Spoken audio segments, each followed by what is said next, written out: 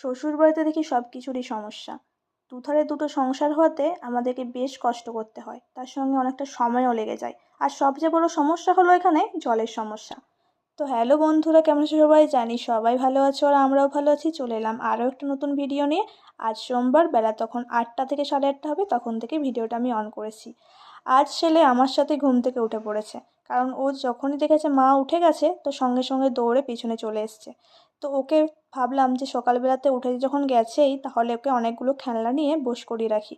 তার জন্য ওকে অনেকগুলো খেলনা দিয়ে বোস করিয়ে রেখেছি। তা করতে করতে দেখি আমাদের দুধ দিতে আসে যে দাদা ভাই, তো সে এসছে। তাকে দেখা মাত্র আমার ছেলে দৌড়ে চলে যায় একটা ঘর থেকে বাটি আনতে, কারণ তার ঠাকুমা প্রতিদিন একটা করে বাটি নিয়ে এসে দুধ নেয়, সেটাও দেখে প্রতিদিন।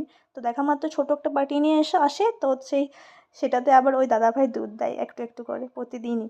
তো ওই দাদাভাই বাড়ি চলে যায়, সেটা দেখে আমার ছেলে দৌড়ে পিছনে যায় তাকে ডাকার জন্য, কিন্তু সে বা কতক্ষণ দাঁড়িয়ে থাকবে, তারও তো অনেক কাজ আছে তাই না?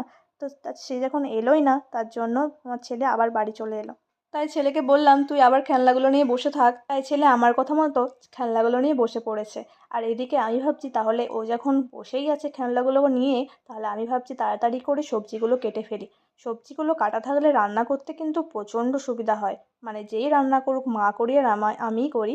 তো যখন সব কিছু কাটা থাকে, সব কিছু বাটা থাকে, রান্না করতেও তাড়াতাড়ি হয়ে যায়, রান্না করতে বেশ ভালোও লাগে, মজাও লাগে।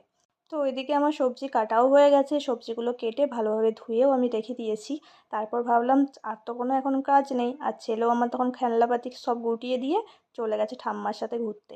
তাই ভাবলাম আমি তাহলে এই সময় স্নানটা করে ফেলি। তো স্নান করতে করতে তোমাদেরকে একটা কিছু শেয়ার করি, যেটা আমি আর চুলে ব্যবহার করব, মানে শ্যাম্পু আমি কি ব্যবহার করি, ররিয়ালটা করি। আর এই একটা শ্যাম্পু দিয়েছে, যেটা ডাক্তারবাবুকে আমি কদিন আগে চুলের জন্য ডাক্তার দেখিয়েছিলাম। তো এইটা দিয়েছে, এটাই আমি ব্যবহার করি। আর মুখের ফেস ওয়াশের জন্য আমি ডারমারিও ব্যবহার করি। তো যাই হোক, আমার স্নানটাও হয়ে গেল। এরপর আজকে হচ্ছে সোমবার, সোমবারের জন্য আজকে শিবের মাথায় জল ঢালবো। তো শ্রাবণ মাস তো শেষ হয়ে গেছে, ভাদ্র মাস পড়ে গেছে। তো পুজো দিতে কোথাও যাচ্ছি না, তবে বাড়ির শিবকেই ভাবছি পুজো করব, তো সেটাই করছি। আর দেখো আমার আগে দিদিদেরও পুজো দেওয়া হয়ে গেছে, এ দেখো ফুল দেওয়া আছে। তো যাই হোক, আমিও পুজোটা সেরে ফেললাম।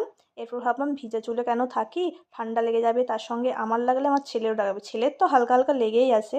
তো ভাবলাম আমারও কেন লাগে, তার জন্য তাড়াতাড়ি করে চুলটা মুছে নিলাম। আর হ্যাঁ, যে কথাটা আমি ফার্স্টেই বলছিলাম যে শ্বশুরবাড়িতে সব কিছুরই সমস্যা, না না, আমার শ্বশুরবাড়িতে সেরকম কোনো সমস্যা নেই।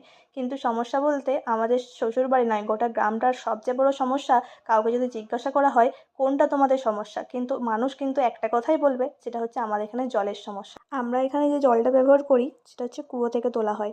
কুয়ো থেকে তোলা হয় যে জলটা, সেটা কিন্তু আমাদের কোনো কাজেই লাগে না। কাজে লাগে বলতে জামা কাপড় ধুতে আর বাসন মাজতে,